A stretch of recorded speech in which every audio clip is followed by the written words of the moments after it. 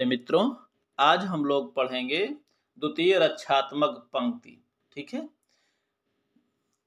सेना की द्वितीय रक्षात्मक पंक्ति को ही अर्धसैनिक बल भी कहा जाता है। ठीक है, चलिए शुरुआत करते हैं हम लोग। मित्रों, लाइक और सब्सक्राइब जरूर कर दिया कीजिए। भारत की द्वितीय रक्षात्मक पंक्ति के रूप में अर्धसैनिक बलों को जाना जाता है।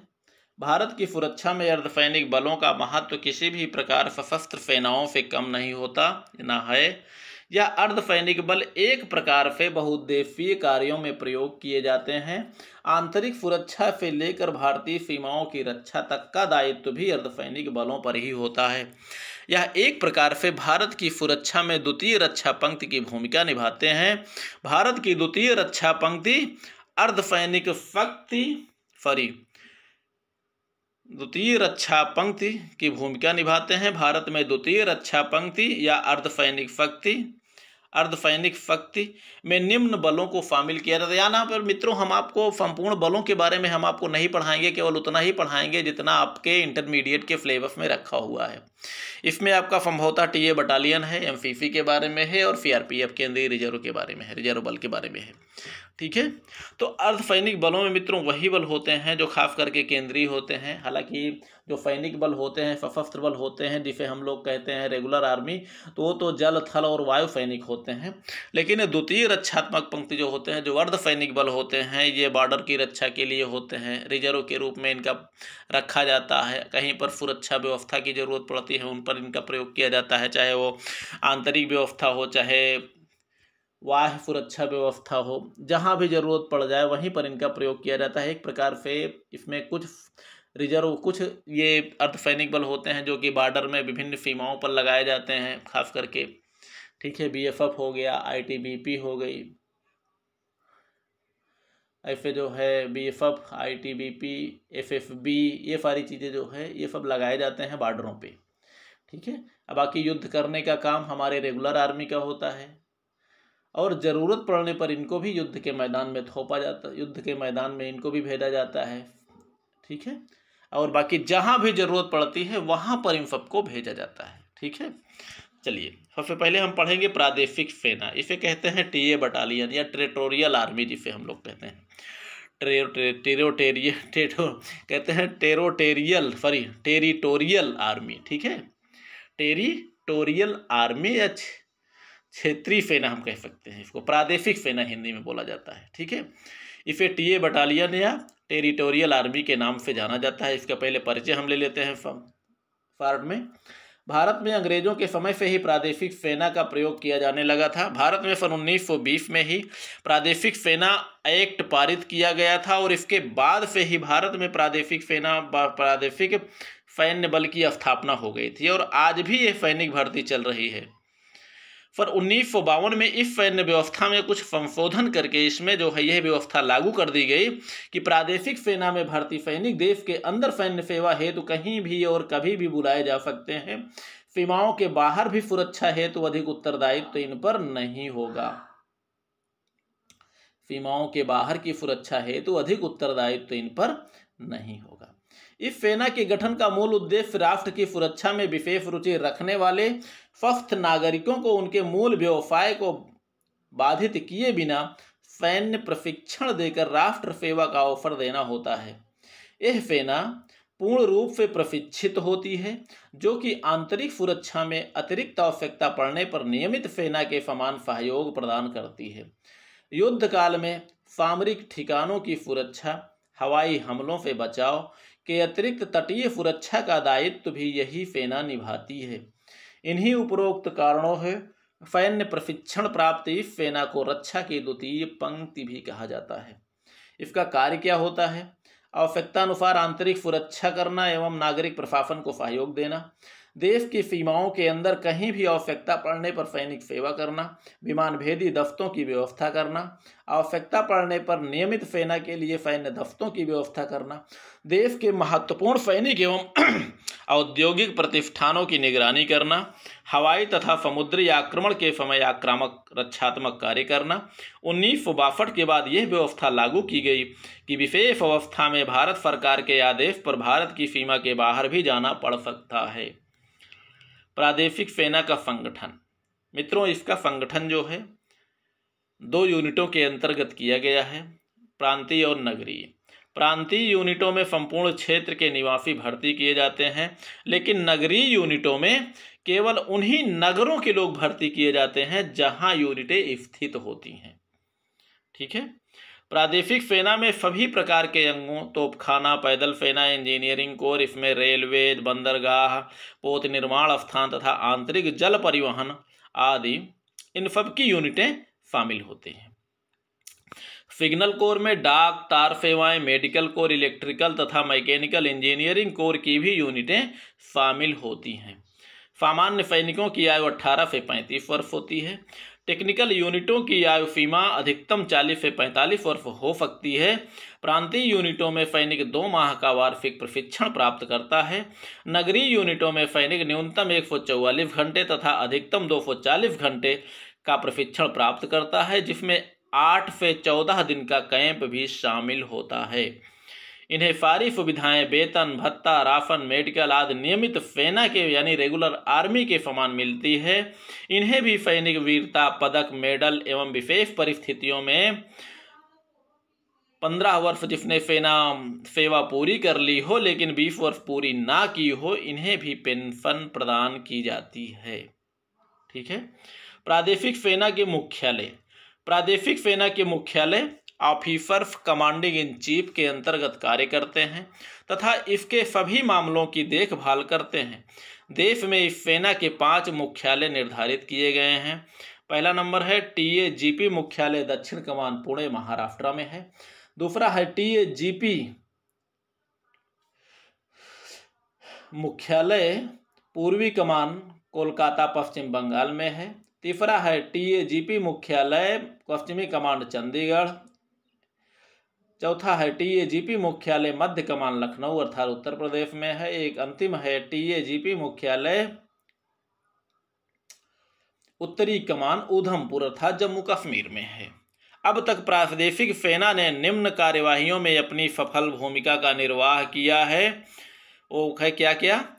भारत चीन संघर्ष 1962, भारत पाक संघर्ष 1965, भारत पाक संघर्ष 1971, ऑपरेशन पवन, ऑपरेशन रक्षक, कारगिल संघर्ष 1999।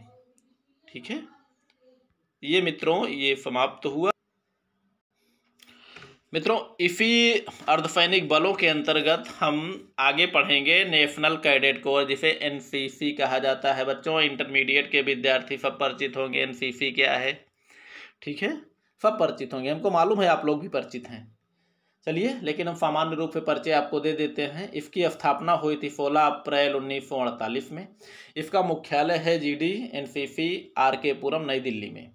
इसके संस्थापक एवं अध्यक्ष ये रहे हैं Hridaynath Kunzru. National cadet corps समिति का गठन 15 जुलाई 1946 में हुआ था। इसके महानिदेशक लेफ्टिनेंट जनरल तरुण कुमार राय, जो कि वर्तमान समय में हैं। ठीक है, उस समय संस्थापक भी थे और अध्यक्ष भी इसके कौन थे? हृदयनाथ कुंजरू। मित्रों ये GK के प्रश्न में भी पूछा जा सकता है और 1 नंबर के प्रश्नों में भी पूछा जा सकता है। ठीक है, चलिए इसका जो आदर्श वाक्य है ये है एकता और अनुशासन, यानी इतना भी ध्यान रखना है आपको। इसके जो महानिदेशक हैं जनरल तरुण कुमार राय जी, ये 2022 में है। ठीक है, इस पर आपको ध्यान रखना है, विशेष यानी वर्तमान समय में है। आज तो 2023 में हमको इसको पढ़ा रहे हैं, लेकिन हम जब लिखे थे तो 2022 में ही इस जो है नोट्स को हमने तैयार कर दिया था। ठीक है, इनके कैडेट संख्या है लगभग 13 लाख। नियंत्रण रक्षा मंत्रालय के नियंत्रण में ये हमेशा NCC गठित रहती है। इसका उद्देश्य क्या होता है? किशोर बालक एवं बालिकाओं में भ्रातृत्व भावना, सेवा भाव एवं नेतृत्व की भावना को विकसित करना, विद्यार्थियों में सशस्त्र सेनाओं एवं राष्ट्रीय सुरक्षा में रुचि का विकास करना, विद्यार्थियों को सैन्य प्रशिक्षण प्रदान करना, विद्यार्थियों में उच्च अनुशासन, कर्तव्य परायणता एवं देश प्रेम की भावना का समुचित विकास करके राष्ट्रहित में उनकी भूमिका निर्धारित करना, संकट काल में समयाभाव के कारण शीघ्र प्रयोग हेतु सैनिकों एवं अधिकारियों का एक रिजर्व तैयार करना। कहने का मतलब कि इन जवानों को क्योंकि सेना का एक संपूर्ण प्रशिक्षण दे दिया जाता है जो कि खास करके बेसिक ट्रेनिंग इनकी पूर्ण होती है। और ये जो है एनसीसी एक ऐसे तैयार, इसको एक जवानों का एक तैयार वर्ग को बिल्कुल रिजर्व के रूप में रखा जाए। जैसे अगर अचानक जरूरत पड़ जाए तो एनसीसी के ये कैडेटों को तुरंत भर्ती करके तुरंत इनका बिना प्रशिक्षण के इनका प्रयोग किया जा सके। यही इसका उद्देश्य, एक उद्देश्य ये भी होता है।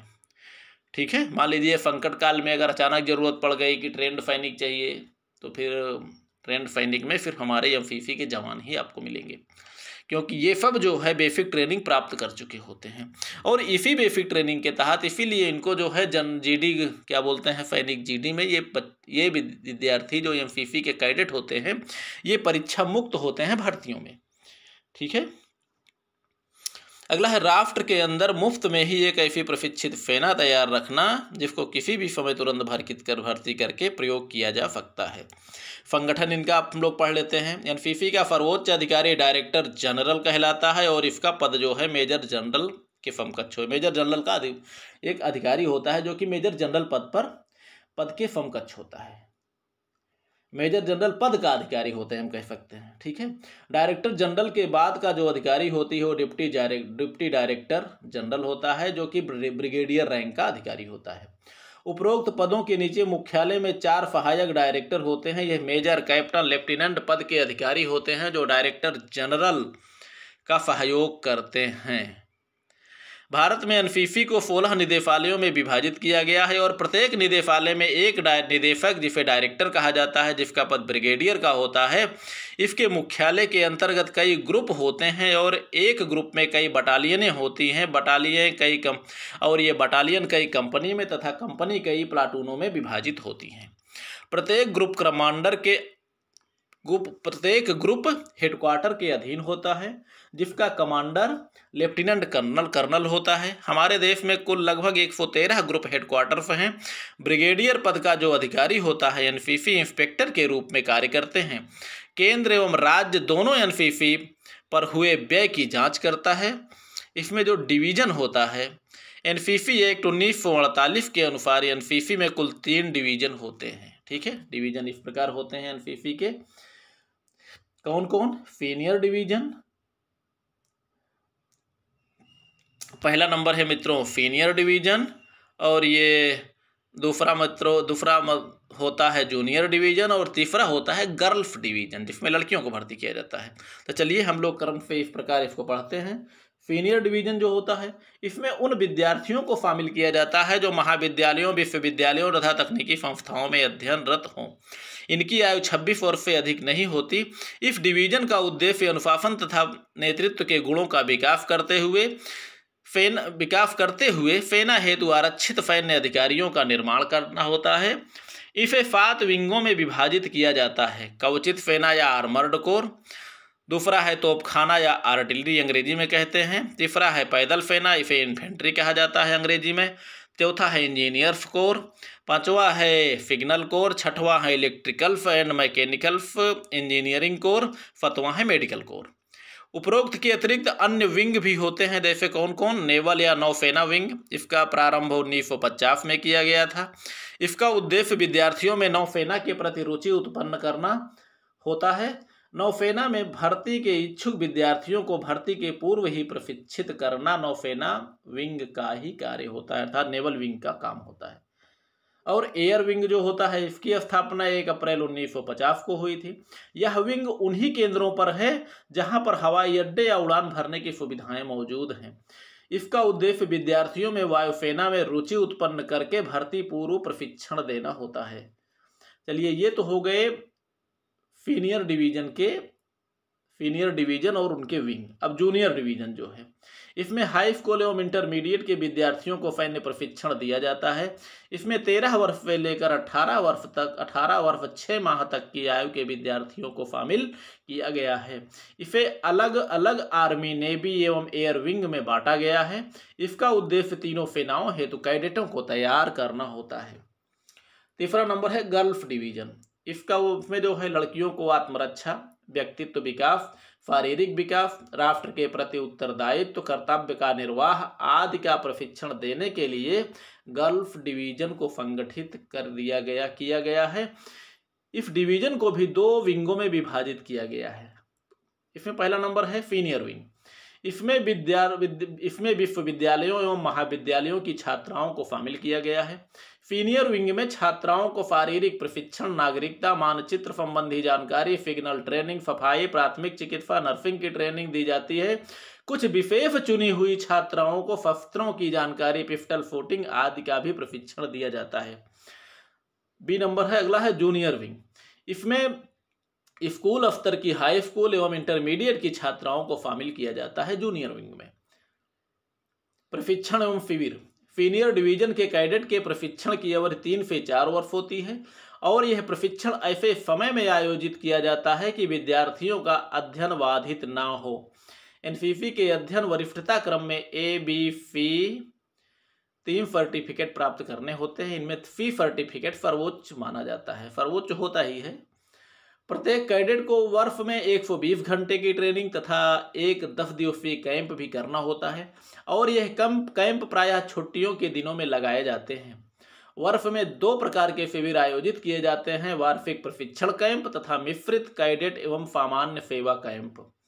एनसीसी के अधिकारियों को उनके विशेष पाठ्यक्रमानुसार प्रशिक्षण निम्न प्रशिक्षण केंद्रों पर प्रदान किए जाते हैं। अब देख सकते हैं कहाँ कहाँ पे इनको प्रशिक्षण दिया जाता है। स्थल सेना विंग, इनका पाठ्यक्रम, इनको प्रशिक्षण केंद्र है इनका ऑफिसर प्रशिक्षण school Kamptee, NCC academy Purandar, राष्ट्रीय civil defence college Nagpur, NCC मूल्यांकन समिति पूना, महिला ऑफिसर प्रशिक्षण स्कूल ग्वालियर। नौसेना विंग जो है इसका प्रशिक्षण स्थान है भारतीय नौसेना पोत बेंदुरथी, ये कोचीन में है। वायुसेना विंग, वायुसेना ऑफिसर पाठ्यक्रम कोयम्बटूर में है। पर्वतारोहण पाठ्यक्रम हिंदुस्तान पर्वतारोहण पाठ्यक्रम दार्जिलिंग और पश्चिमी हिमालय संस्थान मनाली में है। ठीक है। सीनियर आर्मी विंग एनसीसी के अंतर्गत निम्न स्तर के अधिकारियों को प्रशिक्षित किया जाता है। इसमें कौन कौन से हैं? Second lieutenant, lieutenant captain, major, lieutenant colonel. Bharat में एनसीसी के 16 निदेशालय यानी जिसे हम लोग कहते हैं डायरेक्टरेट्स, 91 ग्रुप मुख्यालय तथा 756 राष्ट्रीय कैडेट यूनिटें मौजूद हैं। एनसीसी के निदेशालय इस प्रकार हैं, आप देख सकते हैं कितने हैं? 12 क्यों 16 एनसीसी निदेशालय या डायरेक्टरेट जिसे बोलते हैं। गोवा दमन द्वीप ये मुंबई में है, मध्य प्रदेश में है जो मुख्यालय इंदौर में है। चेन्नई एवं पांडिचेरी का जो निदेशालय है उसका मुख्यालय चेन्नई में है। बिहार का मुख्यालय और राजधानी पटना में है। उत्तर प्रदेश का मुख्यालय लखनऊ में है। उत्तर पश्चिम बंगाल एवं अंडमान का मुख्यालय कोलकाता में है। दिल्ली का मुख्यालय भाई दिल्ली ही है। पंजाब, हरियाणा एवं हिमाचल प्रदेश का मुख्यालय है चंडीगढ़। मैसूर का मुख्यालय है बंगलौर, जिसे आज के समय में बंगलुरु के नाम से जाना जाता है। असम, नागालैंड और अरुणाचल प्रदेश का मुख्यालय है शिलोंग, जो मेघालय की राजधानी है शिलोंग। केरला एवं लक्षद्वीप त्रिवेंद्रम, तिरुवनंतपुरम के नाम से जाना जाता है। आंध्र प्रदेश की राजधानी आंध्र प्रदेश का मुख्यालय सिकंदराबाद है। उड़ीसा जो है राजधानी नहीं मित्रों, आंध्र प्रदेश जो है ये निदेशालय है जिसका मुख्यालय है सिकंदराबाद। उड़ीसा का मुख्यालय है कटक। राजस्थान में स्थित एनसीसी डायरेक्टरेट का मुख्यालय है जयपुर। गुजरात, दादर एवं नगर हवेली का मुख्यालय अहमदाबाद में है। जम्मू और कश्मीर का मुख्यालय श्रीनगर में है। ठीक है। एनसीसी के पदाधिकारी मित्रों, एनसीसी में निम्न पदाधिकारी होते हैं। हालांकि एनसीसी में आर्मी विंग की स्थापना सबसे पहले हुई थी। एयर विंग की स्थापना 1950 में तथा नेवल विंग की स्थापना 1952 में हुई थी। एनसीसी के जो पदाधिकारी होते हैं वो इस प्रकार होते हैं। सीनियर डिवीजन के पदाधिकारी जो होते हैं वो हैं क्रमशः आप देख सकते हैं एक प्रकार से ऊपर से नीचे होते के क्रम में। सीनियर डिवीजन के जो पदाधिकारी होते हैं major, captain, lieutenant, second lieutenant, senior under officer, regimental sergeant major एवं regimental quarter master sergeant, company quarter master, sergeant corporal, lance corporal. और जूनियर डिवीजन के जो पदाधिकारी होते हैं वो chief officer, first officer, second officer, third officer, cadet mission leader, cadet group leader, lance cadet. ठीक है, ये जूनियर डिवीजन के अधिकारी होते हैं। मित्रों, आगे हम लोग पढ़ेंगे अर्धसैनिक बल में केंद्रीय रिजर्व पुलिस बल, सीआरपीएफ के नाम से आप सब लोग जानते हैं, हालांकि सब लोग परिचित भी होंगे। सीआरपीएफ ये भी एक केंद्रीय रिजर्व बल, फुल नाम केंद्रीय रिजर्व पुलिस बल है, जो कि अर्धसैनिक बल के अंतर्गत आता है। एक प्रकार से रिजर्व का मतलब ही है रिजर्व, जहां जरूरत पड़े आला स्थान पर प्रयोग किया जाए। इसकी स्थापना जुलाई 1939 27 जुलाई 1939 में हुई थी। केंद्रीय सशस्त्र पुलिस बल के रूप में स्थापित था उस समय। इसका गठन जो है नीमच यानी मध्य प्रदेश में किया गया था। 1949 के पहले इसे क्राउन रिप्रेजेंटेटिव पुलिस के रूप में जाना जाता था। 28 दिसंबर 1949 को केंद्रीय रिजर्व पुलिस बल अधिनियम लागू होने पर इसे केंद्रीय रिजर्व पुलिस बल के नाम से जाना जाने लगा। इसका मुख्यालय नई दिल्ली है, जिसका नियंत्रण गृह मंत्रालय द्वारा होता है, और वर्तमान समय में लगभग 246 बटालियन तथा अन्य कई प्रतिष्ठान मौजूद हैं। ये भारत का सबसे बड़ा अर्धसैनिक बल है। इसका उद्देश्य जो होता है इस प्रकार है: संविधान को सर्वोपरि बनाए रखते हुए प्रभावपूर्ण एवं दक्षतापूर्ण तरीके से कानून व्यवस्था, लोक प्रशासन एवं आंतरिक व्यवस्था को कायम रखने में सरकार को सहयोग देना, राष्ट्रीय अखंडता, सामाजिक सौहार्द एवं विकास के मार्ग को प्रशस्त करना, आकस्मिक आपत्ति आ जाने पर तत्काल कार्यवाही एवं थल सेना को सक्रिय सहयोग प्रदान करना। सेना और पुलिस दोनों बलों की भूमिका का निर्वाह करता है, ये बल करता भी है। इसका संगठन जो है, जो कि इस प्रकार है, यह कुल 246 बटालियनों में संगठित है, जिनमें निम्न इकाइयां एवं उनकी संख्या इस प्रकार है: 203 जीडी बटालियन, 5 वीआईपी सुरक्षा बटालियन, 6 महिला battalion, 15 RAF battalion, 10 cobra battalion, 5 बेतार या जिसे वायरलेस बटालियन कहते हैं, 1 विशेष ड्यूटी ग्रुप और 1 संसदीय ड्यूटी ग्रुप। मित्रों, कुल मिलाकर कितनी डिवीजन हो गई? 246। ठीक है, इनका कार्य क्या होता है? केंद्र सरकार को सहयोग प्रदान करना, थल सेना के कार्यभार को कम करने में सक्रिय सहयोग प्रदान करना, राज्य तथा केंद्र सरकार को आपातकाल में सहयोग एवं संरक्षण प्रदान करना, महत्वपूर्ण स्थलों एवं संस्थानों की देखभाल करना, राष्ट्र के अंदर होने वाले असंवैधानिक कार्यों पर रोक लगाना, देश की आंतरिक सुरक्षा व्यवस्था बनाए रखने में सहयोग करना, अचानक एवं आकस्मिक सेवाओं के लिए निरंतर सजग रहना, राष्ट्र के सामरिक महत्व के क्षेत्रों की निगरानी रखना, राष्ट्र विरोधी गुटों का पता लगाकर उन्हें गिरफ्तार करना, केंद्र सरकार के आदेश पर नागरिक प्रशासन को सहयोग प्रदान करना, पड़ोसी राज्यों से लगे हुए राज्यों में हो रहे असंवैधानिक कार्यों पर रोक लगाना, सीमावर्ती राज्यों में निरंतर चौकसी बनाए रखना, राष्ट्र के आंतरिक और बाह्य आपदाओं के समय अपनी तीव्र सेवाएं सरकार को देना, विशेष परिस्थितियों में राज्य के अंदर पुलिस की भूमिका का निर्वाह करना, बाह्य सुरक्षा के लिए हर समय तैयार रहना, थल सेना के लिए रिजर्व सेना का कार्य करना, राष्ट्र के अंदर के अपराधियों को सीमा पार भागने से रोकना। तो मित्रों, ये जो है हो गया हम लोगों का अर्धसैनिक बल या द्वितीय रक्षात्मक पंक्ति। ठीक है मित्रों, उम्मीद करता हूँ कुछ न कुछ समझ में आपके जरूर आया होगा। पढ़िए लिखिए, मस्त रहिए, खुश रहिए। मित्रों, लाइक और सब्सक्राइब जरूर कर दिया कीजिए।